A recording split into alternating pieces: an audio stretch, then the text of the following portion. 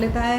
कुछ चीज़ों के इफ़ एंड बट भी होते हैं, क्यों फॉर्मुलेशंस बनी हैं आयुर्वेद में। आप देखते हैं कि जो भी दवाएं हैं क्लासिकल प्रिपरेशंस में एक चीज़ नहीं पड़ी, बहुत रेयर जगह एक चीज़ें हैं, उसमें कई सारी चीज़ें बनी होती हैं, क्योंकि उसकी कोई क्वालिटी जो ख़राब होती है, उस ख़राब मतलब वहाँ पर जो नुकसान कर जाएगी उस मरीज़ को, उसको काउंटर बैलेंस करने कुछ और चीज़ें ऐड होती हैं। इसके छाल की बात करें, इसका जो छाल होता है कषाय और स्तंभक होता है।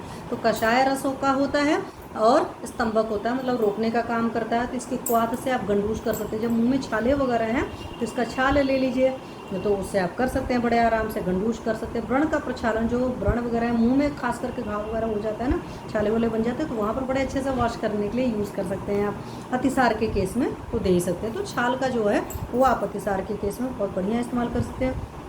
छाल का ताज़ा रस निकाल कर को बकरी के दूध के साथ अतिसार में देते हैं। और मान लो अतिसार का मरीज़ है और बहुत ज़्यादा वीकनेस वगैरह कॉज हो रही है, उसको भूख भी लग गई है, तो उस केस में उसका ताज़ा रस निकालिए छाल का, और उसमें बकरी का दूध अजा दुग्ध जो है उसका मिक्स करिए, और मिक्स करके ये पेशेंट को आप सेवन करा सकते हैं। बीज के केस में हर कोई जानता है, जामुन के केस में, कि इसके बीज को मधुमेह में यूज़ करते हैं, और हमारे गणेश जी बड़े अच्छे से खाते थे ना।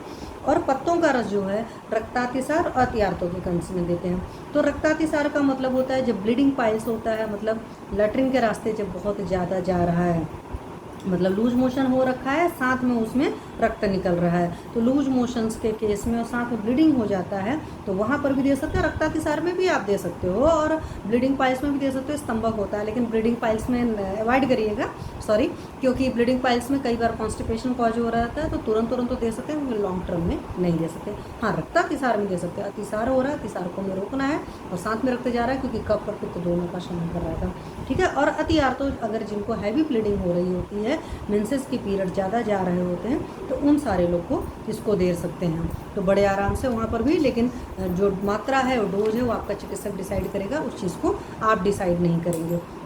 उसके अलावा एक दो थेरेपेटिक और